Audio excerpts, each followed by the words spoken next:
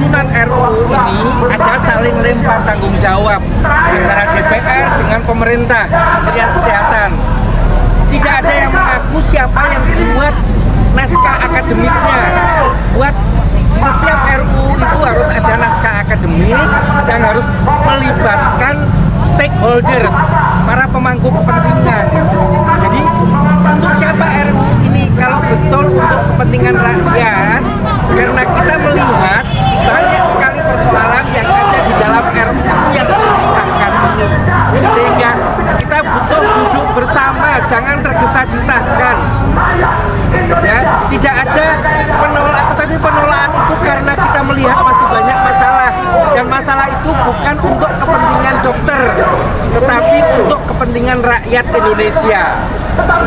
Jadi banyak persoalan yang harus kita luruskan, ya, agar betul-betul RUU yang disahkan ini nanti akan bermanfaat untuk meningkatkan kualitas pelayanan kesehatan untuk rakyat, bukan untuk membangun industri kesehatan yang menjadikan rakyat dan tenaga medis ini sebagai komoditas perdagangan. Dan itu yang kita lihat saat ini, ya.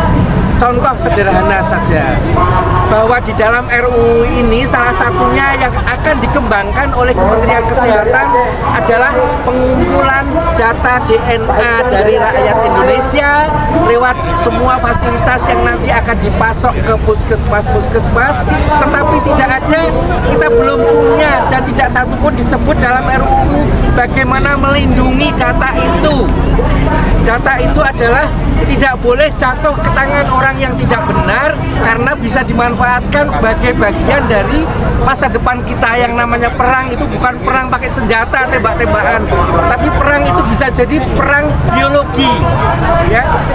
Tahun 2017 itu Panglima TNI waktu itu sudah menyampaikan yang namanya proxy war. Jadi bangsa Indonesia bisa dihancurkan dari luar, bukan saja dari sisi ekonomi, bukan dengan diserbu tentara asing, tapi dengan perang biologi. Ya, jadi itu. Nah, harapannya Prof. Zainal dengan Nah, jadi gini toh, yang sering dikemukakan oleh menteri jadi alasan kenapa dibuat RUU ini harus tergesa adalah mengatasi kurangnya jumlah dokter spesialis, mengatasi distribusi masalah dokter spesialis. Kita tengok deh ke belakang, tahun 2000 itu ada program Kementerian Kesehatan untuk menghadirkan 7 dokter spesialis dasar untuk 514 kota kabupaten se-Indonesia. 23 tahun berjalan, pemilunya sudah 5 kali, menterinya sudah ganti 7 kali atau 8 kali, tetapi belum 50%, belum separuh program itu terlaksana, terpenuhi dokternya. Siapa yang salah? Yang salah adalah ini kegagalan Kementerian Kesehatan karena tidak pernah menyusun suatu program jangka panjang yang terstruktur, ya, terkait bagaimana menghasilkan dokter spesialis dan bagaimana distribusinya. Untuk sekolah spesialis adalah sekolah yang bayarnya mahal. Bayarnya sekitar 30-60 juta setahun untuk 5 tahun.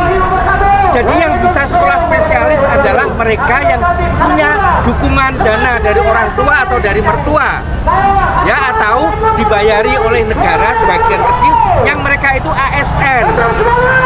Jadi kalau jumlahnya kurang karena negara belum pernah hadir, padahal Undang-Undang Pendidikan Dokter tahun 2013 itu sudah mewajibkan Kementerian Kesehatan untuk menyediakan anggaran untuk pendidikan spesialis. Sekarang ini anggaran pemerintah yang diwajibkan, jadi Undang-Undang Dasar 45 pasal 34 ayat 3 itu mewajibkan pemerintah untuk menyediakan fasilitas kesehatan yang berkualitas untuk pelayanan kesehatan. Terus juga pada ketetapan MPR nomor 10 2001 itu ada mandatory spending. Pemerintah harus menyediakan anggaran 15% dari APBN. Dan sebelum ini sudah ada ketentuan ya dari undang-undang, dari APBN 5%, dari APBD 10%. Itu semua dihapus dalam RUU ini. Jadi kalau ditanya menterinya dari mana anggarannya mau menyediakan fasilitas kesehatan, ada yang mendanai. Siapa? Investor. Kalau fasilitas kesehatan untuk pelayanan dasar itu dipasok oleh investor, pasti ini motifnya bukan motif melayani rakyat, tapi motif bisnis. Jadi sakitnya rakyat Indonesia itu jadi modal bisnis dagang jual beli oleh negaranya sendiri. Jadi itu soal distribusi sekarang. Distribusi selalu Menteri Kesehatan menyalahkan organisasi profesi karena sulitnya mengurus surat izin praktek. Urusan kesulitan izin praktek itu hanya terjadi di kota yang jumlah spesialisnya sudah banyak. Tapi di daerah 3T terluar, ya Papua, terjauh, terpencil, itu tidak ada hubungan dengan surat izin. Karena semua dokter spesialis yang mau ke sana bisa praktek dengan surat penugasan dari pemerintah, dari kota, dari siapapun, bukan surat izin. Jadi tidak ada hubungan antara surat izin praktek dengan tidak hadirnya spesialis di daerah 3T. Padahal kita tahu JKN sekarang ini, BPJS, itu iurannya semua dibayar oleh seluruh rakyat. Tapi saat ini yang menikmati pelayanan spesialis hanya yang di kota. Jadi saat ini yang terjadi adalah ketidakadilan sosial bagi rakyat di pulau-pulau daerah terpencil. Nah, sekarang ini pemerintah malah dengan RUU belum jadi sudah buat undang-undang peraturan pemerintah nomor 6 2023 bagaimana mengimpor tenaga kesehatan asing. Jadi mereka mendatangkan fasilitas pelayanan kesehatan asing di banyak daerah, terus tenaganya tenaga asing. Alasannya salah satunya adalah untuk mengisi daerah 3T terpencil, terluar, termiskin yang tidak diminati oleh tenaga kesehatan lokal.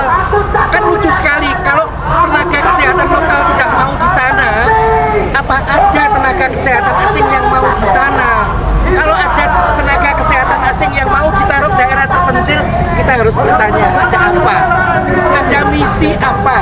Karena dokter itu bagian dari sistem ketahanan nasional di daerah. Jadi kalau ada tenaga asing, ada misi ideologi apa? Itu yang harus kita tanyakan. Bagian dari upaya perang biologi tadi. Ya, jadi itu yang harus kita ingatkan pada pemerintah, kewajiban untuk menyediakan anggaran. Ya, bukan menunggu atau mengundang para pemilik modal untuk hadir menyediakan pelayanan kesehatan dasar untuk rakyat.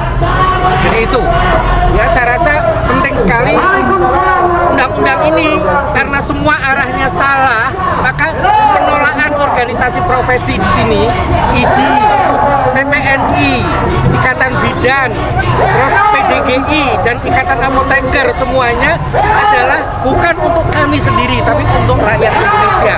Kita menolak. Terima kasih. Ya, terima kasih, Bro. Ya.